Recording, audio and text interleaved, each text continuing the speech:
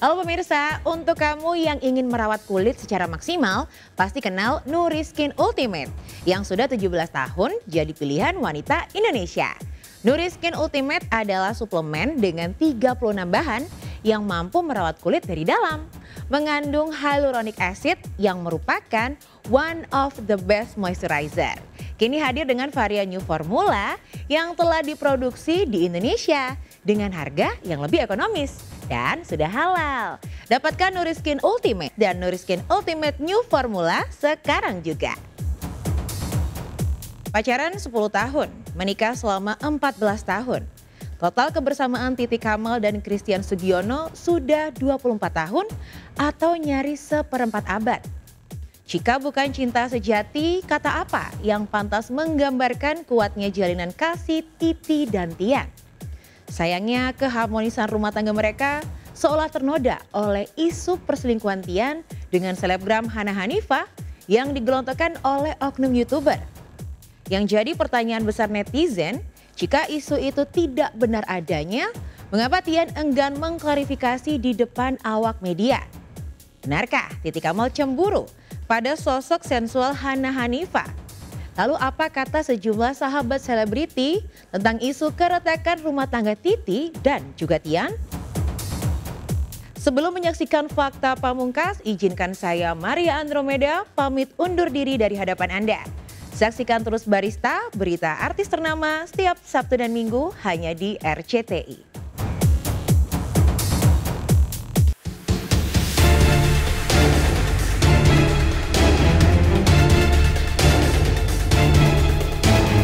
Sepanjang bulan Mei 2023, industri hiburan dipanaskan oleh berita perselingkuhan sejumlah artis ternama yang sudah memiliki istri dan anak. Ironisnya, artis yang diduga berselingkuh adalah sosok yang dikenal setia dan begitu memuja istrinya. Tengok saja Virgon Tambunan yang sempat bucin parah pada Inara Rusli istrinya. Tahu-tahu mengaku selingkuh dengan Tenri Anissa. Yang juga sempat viral adalah isu perselingkuhan Christian Sugiono dengan selebgram sensual yang pernah tersandung kasus prostitusi online Hana Hanifah. Suami Titi Kamal itu disebut oleh pemilik akun gosip dan YouTuber amatir berinisial R sering bertemu dengan Hana Hanifah di sebuah apartemen.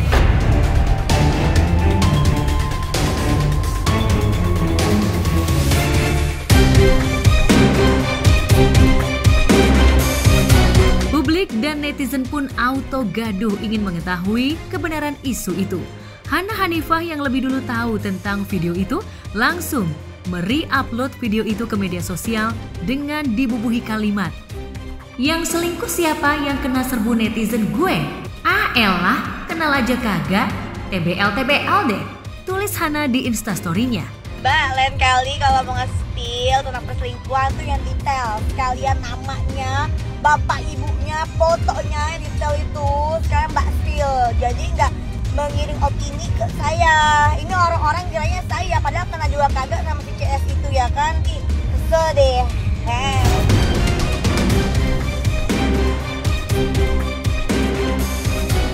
Gara-gara postingannya itu, Hana dituding ingin pansos pada video yang di-upload R. Lantas seperti apa reaksi Christian saat ditanya ihwal isu perselingkuhannya dengan selebgram yang pernah menjadi kekasih Chris Hatta itu? Kak, mengenai video gosip yang lagi rame Kak, gimana Kak? Iya. Kak, mengenai berita yang gak enak itu gimana Kak? Tanggapannya Kak? Mas Tian boleh Mas Tian? Mas Tian iya gimana? Yang heboh kemarin. Langsung ke Narsumi aja, jangan saya. Dia yang tahu, saya nggak tahu. Tapi Sebenarnya benar nggak itu? Tapi ada keganggu nggak sih Mas Tian? Ada keganggu nggak? Dengan pemberitaan itu ada keganggu nggak Mas Tian?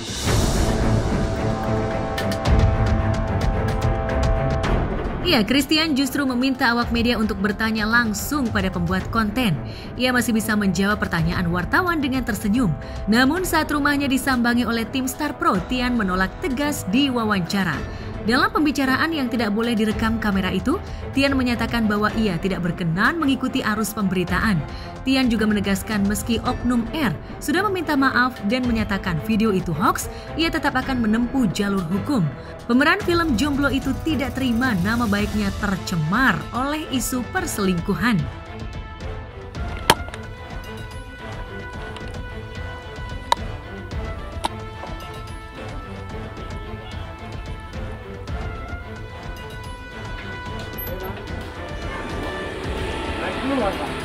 Keluar. Iya. Iya. Keluar kota apa? Dari luar kota juga. Bapak mau keluar apa? Bapak. Ibunya juga keluar. Dari mana ya, Pak? Dari MNC. Oh iya. Belum buat janji ya? Iya belum kan bang. Baru. Rencana kalau ketemu mau Nah, janji aja anak. Oh iya siap. Ya, Pak. Iya pak.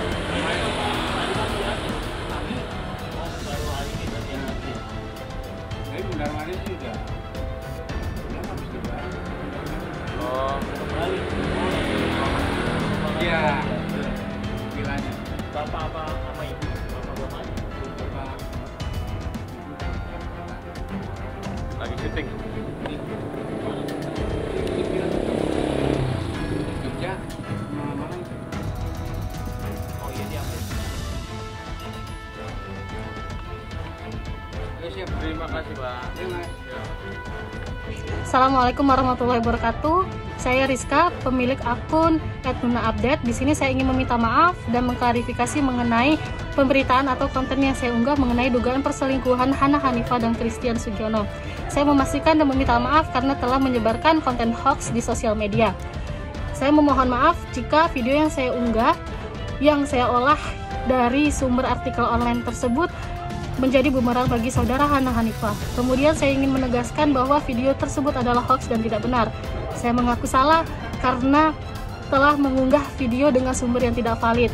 Saya berharap Mbak Hana Hanifah dan seluruh orang yang merasa dirugikan atas video tersebut bisa memberikan maaf kepada saya. Semoga kedepannya saya bisa menyajikan konten yang cover both side dan tidak menyudutkan pihak manapun. Assalamualaikum warahmatullahi wabarakatuh. Itu respon yang apa ya, yang wajar sih kalau dia bisa bereaksi seperti itu. Menurut saya itu wajar dan itu hak dia untuk mencari akun tersebut. Dan ini juga buat teman-teman semua yang di luar sana loh ya. Kita itu kan lagi sudah memasuki zaman AI nih. Kedepannya akan sangat sulit membedakan mana video maupun audio hasil rekayasa atau asli. Makin menyulitkan. Sekarang kita ada di zaman dimana video dengan mudahnya mukanya diganti-ganti sama orang lain. Sekarang kita ada di zaman dimana ya suara presiden aja bisa jadi nyanyi Asmali Brasi dengan begitu bagusnya gitu loh. Ya sekarang kan mungkin kita masih ketawa-ketawa karena itu semua adalah hasil iseng-isengan seseorang gitu. Tapi hati-hati juga. Kedepannya mungkin bakal ada orang-orang yang tidak bertanggung jawab atau orang-orang dengan niat jahat yang menggunakan teknologi tersebut untuk ya memfitnah itu. Dan sasarannya juga bukan kami para orang-orang yang bekerja di media atau di dunia hiburan, tapi siapapun.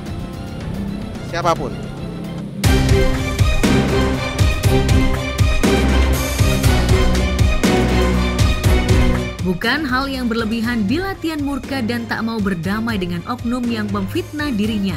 Pasalnya di industri hiburan, Tian dikenal sebagai pecinta sejati, suami setia, bukan suami bucin sesaat yang mudah selingkuh dan melakukan KDRT terhadap istrinya. Setidaknya sebelum mengarungi bahtera pernikahan selama 14 tahun dengan Titi, Tian sudah kenyang makan asam garam dunia asmara bersama Titi selama 10 tahun. Praktis kebersamaan mereka dari pacaran hingga menjadi orang tua bagi dua jagoan kecil sudah terbina selama 24 tahun. Tak heran kesetiaan cinta itu ingin Tian dan Titi jaga agar jangan sampai ternoda oleh isu murahan. Berubah di kehidupan pernikahan? Kalau kita mikirnya gini sih, karena kita pacarannya lama gitu ya, terus normal, sukses lah, bilang pacaran berhasil. Gue punya konsep, apa yang udah berhasil ketika pacaran jadi ubah. Karena rata-rata orang kalau nikah, tetap kayak pacaran, terus nikah. Begitu nikah, jadi kita laki bini, jadi kemana-mana harus beban, kemana-mana, jadi apa ya, jadi berubah. Ini enggak, gue main weekend, gue pergi sama teman-teman gue, dia pergi sama teman-teman dia. Tetap harus punya me time. Iya, cuman berubah di urusan tanggung jawab itu pasti. Bertambah lah pasti. Tapi kayak lebih ke urusan jadi lebih legal dan tinggal bareng kayak gitu-gitu. Cuman yang lainnya sih nggak terlalu. Kebiasaan tapi lebih bertanggung jawab aja. Komitmennya ya kita udah jadi lebih tahu, ya udah emang kita udah suami istri segala macam, kita harus jaga segala macam, tapi emang me time tuh nggak boleh nggak boleh. Iya, emang tetap harus ada. Aku sama teman-teman. Jadi kadang orang tuh suka bingung, kok bisa ya Tian kayak misalnya keluar negeri atau apa emang sama teman-temannya, kok kamu nggak ikut atau nggak, kadang aku yang pergi gitu. Kadang kan suka ada yang kepo atau apa pergi gitu. malam kadang-kadang ketemu di mana, di kafe A. Oh gue sendirian, Titi yang mana? Titi di kafe B. Padahal nanti akhirnya biasanya ujungnya bareng pulang. Iya, cuman jadi sama kita emang kita pengen punya menghormati me time-nya masing-masing. Iya. Berarti landasan kepercayaan kalian udah sangat kuat kan? Kan ada orang yang nggak berani ngelepas tuh karena alasannya gue belum terlalu percaya nih gitu. Apalagi lingkungan suami gue atau lingkungan istri gue kok kayaknya nggak sesuai sama yang gue pengen. Iya, jadi kadang kalau misalnya kita ngerasa nih kayaknya tuh nggak oke nih, maksudnya pergaulannya teman-temannya Tian kayaknya nih ada berapa yang kita nggak suka, itu ngomong aja. Oh, dikomunikasiin. Ngomongin, jadi emang kita apa-apa selalu dikomunikasiin supaya nggak salah paham.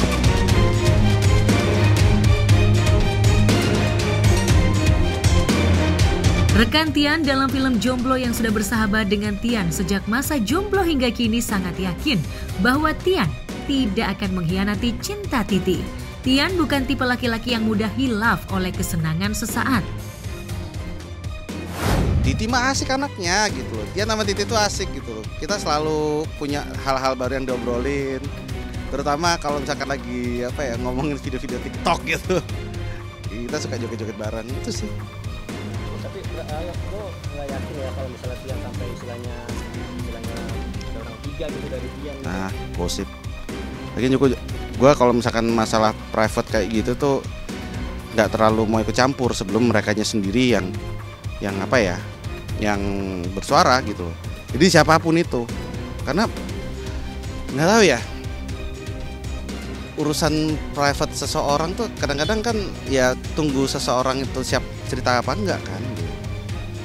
Dia mau cerita apa enggak pun juga itu hak dia juga. Galah, ya kagak lah. Malah kita ya kagak lah. Malah kita biasanya juga dulu banget ya, tahun 2005-2006 ya malah kita yang sekamar cowok-cowok. Jadi kan kita tahu kita tahu jadinya siapa yang siapa yang keluar, siapa yang masuk ke kamar gitu loh. Dan setahu ini jauh itu enggak. Gara-gara isu selingkuh itu, kisah cinta Titi dan Tian kembali menjadi perbincangan. Ditambah lagi, Titi mengupload foto masa remajanya bersama Tian. Cinta mereka sudah diuji oleh LDR Jerman Indonesia. Lantas, diuji oleh perbedaan yang membentang di antara keduanya. Beruntunglah cinta akhirnya menyatukan segalanya. Ikatan cinta Titi dan Tian bersemi di Perth, Australia tahun 2009 silam. Di Instagramnya, Titi menyebut Tian seperti suami yang memiliki kesabaran tiada batas, khususnya untuk istri dan anak-anaknya. Udah nih selama lu. Nah tuh. Ada yang pas long distance. Nunjuknya kok ke dia ya? Pas long distance enggak, jujur ya. Gue karena di sana gue sibuk sendiri sama yang tadi gue bilang, gue kayak culture shock. Kayak negara maju yang konser tiap minggu, bro, aku siapa kan ngeband ya. Konser tiap minggu, apa ini itu. Jadi gue sibuk dengan hal-hal yang banyak kegiatan. Dan gue punya pacar di Indonesia gitu. Jadi kayak kan gak suka bule. Dan rasanya tuh beda. Kalau misalnya nih ya, lu baru pacaran 5 bulan. Terus lu tinggal, kangennya tuh terus. Lu pulang sekali, cuman lu pulang lu paling seminggu 2 minggu. Kan berat kangen lagi, jadi kayak nggak copot gitu. Kalau ketemu kadang orang ada yang bosan gitu kan? Ya, kalau seandainya zaman dulu gue kalau distance misalnya, mungkin ceritanya jadi beda. Iya. Karena setiap ketemu pun kita juga berantem juga gitu. Tapi akhirnya gue pulang. Ketika pulang kan ya kangen. Terus jadi gitu lagi. Ini lagi kayak punya suami pelaut. Kayak kerja melaut dulu gitu. Cuma emang iya sih, kadang kan sepi juga ya kalau kayak kekawinan temen, jadinya sama mama lagi, nggak ada sosok Tiannya nih yang nemenin, kayak gitu-gitu berantem gitu doang ya berantem. Tapi justru gitu. Menurut gue ini yang selalu gue bilang kalau misalnya kan ditanya tips langgeng gitu-gitu ya selalu harus punya common goal dalam artian yuk kita mau achieve something yang sama-sama. Dari zaman pacaran kan secara nggak langsung nih aku baru pikiran sih bahwa ketika long distance common goalnya pasti kita nanti 2 bulan lagi aku pulang yuk kita jalan-jalan kemana, itu kan common goal ya. Ketemu habis itu udah dilakuin, habis itu nggak lagi, terus nanti ada common goal lagi apa dan gitu-gitu terus sampai ketika kita pulang ke Indonesia bangun rumah, apa misalnya jalan-jalan sama anak atau nanti kayak ini sekarang nih habis bangun rumah activity bersama yang goal yang harus Create lagi berikutnya. ya. Nah itu bikin apa ya lu bareng mulu gitu. Iya, bikin. Kalau nggak kan gue nggak punya partner untuk reach that goal gitu kan. Iya. Jadi kalau udah ngerasa udah harus goal ini kemudian lu nggak setting goal satunya lagi, lu kan boring kan ya. Boring. Nggak ada. Udah achieve semua gitu. Iya. Jadi sebenarnya emang kalau kita sama pasangan nggak pernah bosen, cuma emang kadang jangan sampai bosen sama keadaannya. Jadi emang kita selalu setting udah beres-beres tiba-tiba direnov gitu kan. Kenapa tiba-tiba tukang ini direnov gitu. Nyari. Udah gitu pas lagi gini santai-santai ini siap-siap ya 2 minggu lagi kita pindah rumah. Pindah rumah ngapain? Mau direnov rumah. Mau direnov aja rumahnya. Ada selesai. Harus ada tukang, kangen sama tukang gitu. Kalau nggak ada tukang kangen gitu. Kita kangennya masih tiba-tiba rumah udah baik-baik segala macam. Ada lagi tukang ngapain? Bikin kopi di depan. Nggak kelar-kelar. Ada. Tapi pada dasarnya yang jelas tentu harusnya kesiapan ya, bahwa pasangan yang memutuskan untuk menikah itu betul-betul harus siap. Karena pernikahan bukan main-main tentu saja. Diharapkan bahwa siapapun yang memutuskan untuk menikah harus punya komitmen dan tujuan bersama yang sama untuk jangka panjang ya, terutama apabila nanti sudah punya anak tentu saja. Nah, ketika pasangan tidak siap, ada saja pasti alasannya. Nah, kesiapan ini bisa kesiapan ekonomi, kesiapan psikologis, kesiapan mungkin hal-hal yang lain ya, atau pekerjaan. Yang paling penting adalah sebenarnya juga kesiapan mental ya, ketika masing-masing memang siap mental untuk menjadi seorang suami, untuk menjadi seorang istri, yang kalau ternyata tidak siap mental, kemudian ada masalah finansial, ada masalah keluarga, tidak bisa terima keluarga, tidak bisa terima tekanan, tidak bisa menerima adanya kesepakatan di dalam pembagian peran di dalam keluarga. Kita bisa bayangkan bahwa sebelumnya tidak menikah, bebas, tidak ada yang mengatur atau tidak ada tuntutan untuk melakukan segala sesuatu terkait dengan peran di dalam perkawinan, tetapi kemudian setelah menikah kan ada perubahan peran tersebut ya, dari yang lajang menjadi menikah, dari yang single menjadi suami atau menjadi istri. Tentu harus ada batasan-batasannya. Nah, ketika batasan-batasan itu tidak bisa diterima, dilanggar, dan terutama karena ada ketidaksiapan mental tersebut, ketidaksiapan untuk mengambil peran baru sebagai suami atau sebagai istri, termasuk di dalamnya komitmen untuk tetap setia. Setia kok, dan ayah penyayang sekali.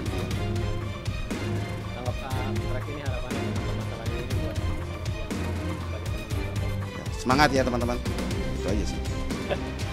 Semangat, I love you guys.